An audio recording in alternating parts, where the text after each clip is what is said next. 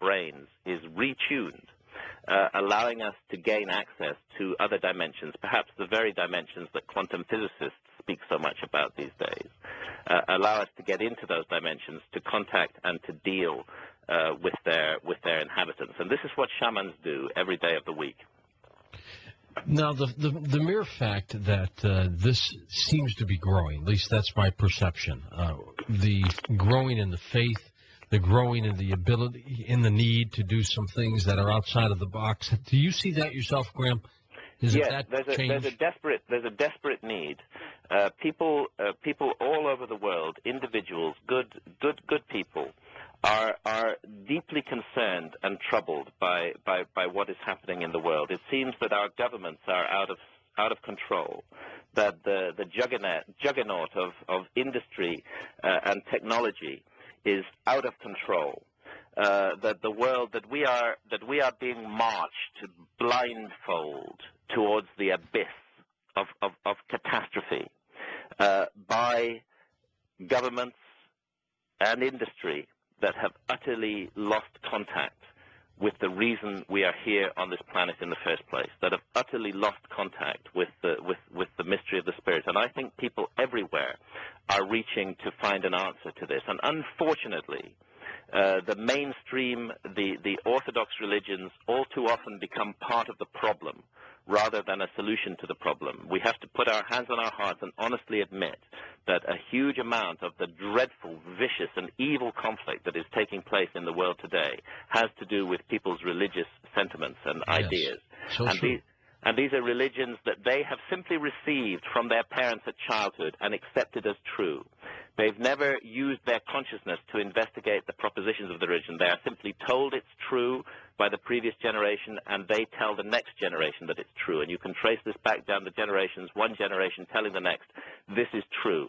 And on the basis of that alone, the word of the previous generation, no other facts, no other information, no direct personal experience, people come to deeply prejudiced conclusions about the nature of the world we live in and about others. And this leads to horrific conflicts where people believe that their way is right and no other way can possibly be right. Whereas, aren't we all, in our depths, reaching for the mystery and meaning of life and reaching to recontact the spirit? And it may be that this very old form of religion, the form of religion that actually made us human in the first place, shamanism, direct contact with the spirit realm, that this may be where the saving of the human race lies, if only we can recognize it. And I think that sense, that consciousness, it's the hope for the future, is spreading around the world now, slowly at first, but gathering pace and coming to a point where the vested interests, the powers that be, big government with its gray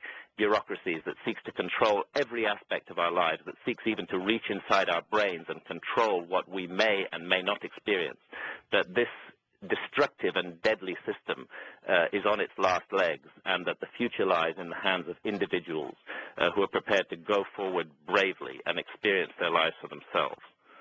Do you think government will try to capture these people eventually once they become known for their own experiments? Well, I think that we already have a situation in which, puzzlingly and perplexingly, although we believe we live in democracies and free societies, there are powerful, rigid rules in place which prevent us from experimenting with our own consciousness.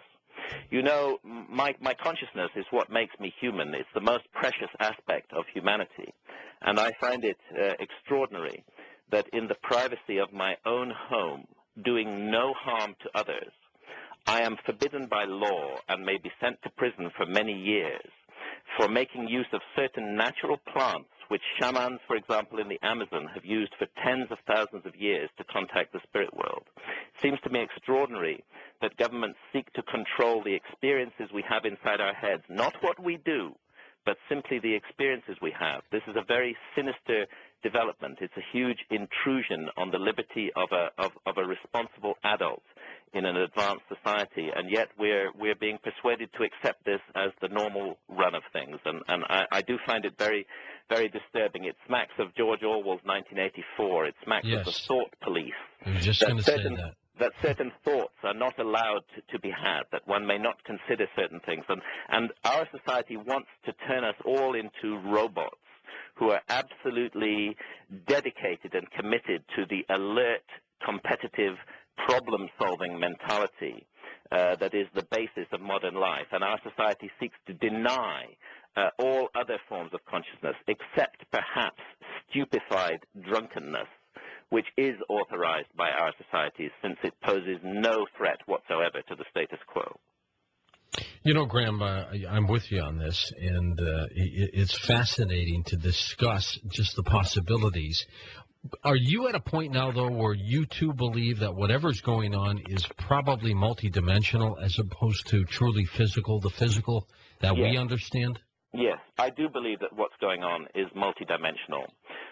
It may be possible that, and there is some evidence for this, that in the interactions between dimensions, it may be that beings from other dimensions can even break through physically into this dimension. I don't rule that out, and there are elements of this, intriguing elements of this in some alien abduction reports, but I do think in essence that we are not dealing with beings who we could eventually find if we had a sophisticated enough spaceship that we could send out at the speed of light into the universe to explore other planets. There may well be beings on other planets. I'm sure that the universe is full of life, and that's what the universe is for. But this experience, this contact that is taking place at an interdimensional level, and that is why it is so difficult to measure using the empirical weigh them, measure them, and count them techniques of Western science. We need a different technique to investigate this kind of reality, and that's where, with humility,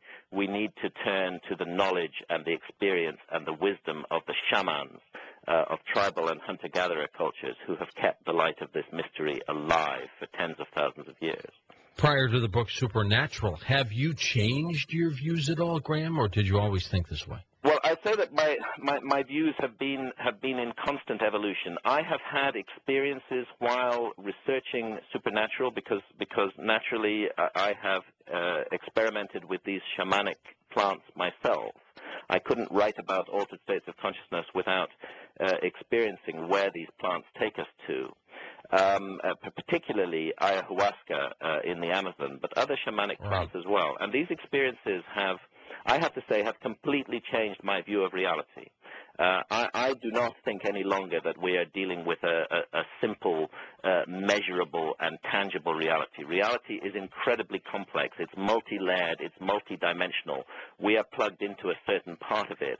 Our society forces us to shift our attention from other dimensions and focus exclusively on this dimension, to tune into the transmissions of channel normal, if you like.